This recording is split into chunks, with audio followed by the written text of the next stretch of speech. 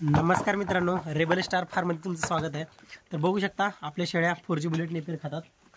तर ह्या ज्या दोन शेळ्या आहेत आपल्या, आता ही मोठी शेळी सर्वात, ह्या ज्या दोन शेळ्या आहेत, ह्या दोन शेळ्या ह्या शेळीला आणि ह्या दोन्ही पाठीला सतत मारत असते। जर चान्स भेटला की सतत मारत असते आणि ही माझ्या फार्मवरील एक मुख्य अडचण झालेली आहे सध्याच्या पोझिशनला। कारण काय होतं, मी बांधतो अशा पोलांना मध्ये बांधतो। आता तुम्ही बघू शकता, तुम्हाला दाखवतो, माझे पोल आहेत, हे बघू शकता पोल। ह्या पोलांना मी बांधलं की पोल वडत घेऊन जाऊन त्या कोपऱ्यातल्या शेळ्यांना जाऊन मारते ती शेळी। आणि होतं काय, कधी कधी मी नसतो आणि ते दावे एकमेकात अडकवून घेणं किंवा जर बोरकडी वगैरे जर नसली तर फास लागून पण शेळ्यांना काही मरतात, काही पिले पण मरतात। त्याच्यामुळं एवढा जबरदस्त वैताग आला होता मला। त्याच्यामुळं मी काय तोडगा असा काढलाय की तुम्ही माझ्या शॉर्ट्समध्ये बघितलं असाल, मी ह्या वेळेस होंडा बोकड लागवड केला शेळ्यांना। ह्या ज्या दोन शेळ्या आहेत त्यांना होंडा बोकड लागवड केला, कारण ह्या शेळ्या मारतात खरं आहे, पण ह्याला दूध पण जास्त आहे आणि पिल्ले पण चांगले देतात शेळ्या। त्याच्यामुळे ह्याला विकू तर मी शकत नाही, कारण चुकीचं आहे ते विकणं शेळ्या। त्याच्यामुळे त्याला पर्याय असा आहे की होंडा बोकड लागवड करणं आपल्या फार्ममध्ये। तर मी पण तसंच केलेलं आहे। तुम्ही शॉर्ट्समध्ये गेल्यानंतर लक्षात येईल की तुमच्या मी लागवड केलेला बोकड हा होंडा बोकड होता। आणि होतं काय, 1.5 ते 2 वर्ष, 2-3 वेत होईपर्यंत सावकाश सावकाश तुमच्या फार्मवरती सर्व होंड्या शेळ्या होऊन जातात आणि ह्या ज्या शिंगावाल्या ज्या शेळ्या आहेत, ह्या क्वालिटीच्या सर्व शेळ्या होऊन जातात तुमच्या फार्ममध्ये। आणि दुसरी अडचण म्हणजे बांधून ठेवणं। आता माझ्या थोड्या शेळ्या आहेत त्याच्यामुळे मी बांधून ठेवू शकतो, पण जर समजा तर तुमच्या 20, 30, 50 जर शेळ्या असल्या तर प्रत्येकाला बांधणं, प्रत्येकाला सोडणं, ह्या गोष्टी करायला खूप वेळ जातो आणि खूप कंटाळवाणं ते करू वाटत नाही सगळ्यांना बांधणं। किंवा आपल्या आता हायटेक फार्म पण नाही आपल्याकडे की जेणेकरून आपण त्याला 2 कंपार्टमेंट म्हणजे 2 कप्पे करू शकतो किंवा मारणाऱ्या शेळीला वेगळा कप्पा, असं पण आपण करू शकत नाही। त्याच्यामुळे पर्याय एकच आहे की ज्या शेळ्या आपल्या फार्ममध्ये मारामारी करतात, की ज्या मोठ्या शेळ्या ज्या लहान पाठीला वगैरे मारतात, गाभण पाठीला, त्याच्यामुळे शेळ्या गाभडतात, त्यांना आपण सहसा बांधून ठेवा।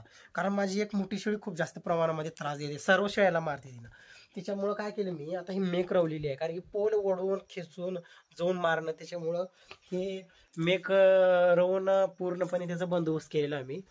आणि सावकाश सावकाश सावकाश सावकाश ते ज्याप्रमाणे म्हणजे होंडा जेव्हा आपण बोकड लागवड करतो त्याच्यामुळे पिल्ले पण होंडे होतात। सर्व पिल्ले होंडी होत नाहीत, पण काही पिल्ले होंडी होतात। त्याच्यामुळे आपल्या फार्ममध्ये होंडा बोकड आपण लागवड करू शकतो, हा एक मुख्य पर्याय। जर तुमच्या फार्मवरती जर जास्त जर तुम्हाला जर त्रास होत असेल, तर जर समजा 20 शेळ्या असतील, 7-8 जर शेळ्या जर बाकीच्या जर शेळ्याला मारत असतील, तर तुम्हाला पर्यायने हा उपाय तुम्हाला करावाच लागेल, किंवा सर्व शेळ्यांना बांधणं गरजेचं आहेच कसल्याही परिस्थितीत। कारण गाभण शेळ्या गाभडू शकतात, त्याच्यामुळे खूप जास्त प्रमाणामध्ये फार्म लॉसमध्ये जाण्याची शक्यता आहे। फार्म लॉसमध्ये जातो म्हणजे जातोच, जर शेळी जर मारकी जर आपल्या फार्ममध्ये एका दिवस सुटली केली तर।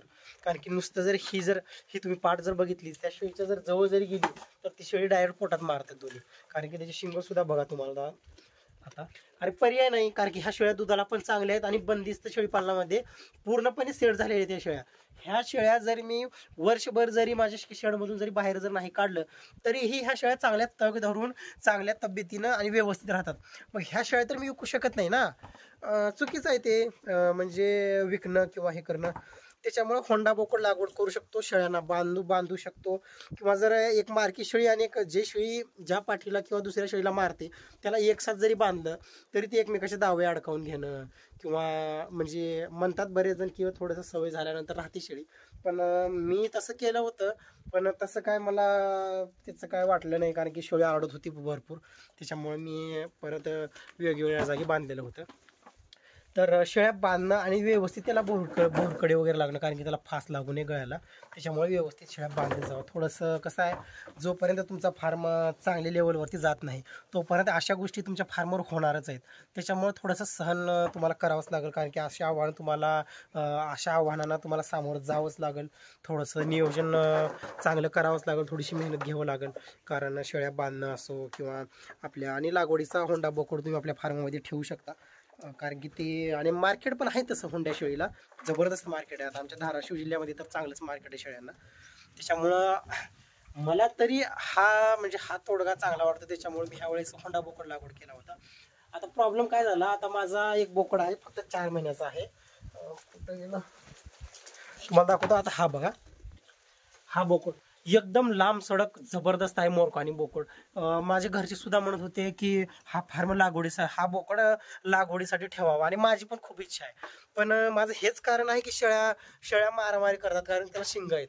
त्याच्यामुळे मी आता होंडा बोकड लागवड करून त्याच्यातून म्हणजे कोणत्या शेळीला आता होंडा जर बोकड दिली तर तो बोकड मी पुढे ठेवणार आहे. ह्याच्यामुळं मी होंडा बोकड लागवड केलेला आहे. हेच कारण आहेत, दुसरं काय आपण त्याला पर्याय करू शकत नाही. त्याच्यामुळे शेळ्या बांधणं, होंडा बोकड आपल्या फार्ममध्ये लागवडीसाठी वापरणं, त्याच्यामुळे 1-2 वर्षामध्ये आपल्या शेळ्या पूर्णपणे होंड्या होऊन जातात. बऱ्याच शेळ्या 70 ते 80% शेळ्या होंड्या होऊन जातात. आणि नंतर ज्या शेळ्या मारतात किंवा मोठ्या ज्या शेळ्या आहेत 1-2 वेळा घेऊन पुन्हा त्याला विकून टाकू शकतात, काहीच अडचण येणार नाही. तर आपल्या चॅनलला रेबल स्टार फार्मला सबस्क्राईब करा आणि व्हिडिओला शेअर पण करा, लाईक पण करा. भेटू पुढच्या व्हिडिओमध्ये. तोपर्यंत जय हिंद, जय महाराष्ट्र.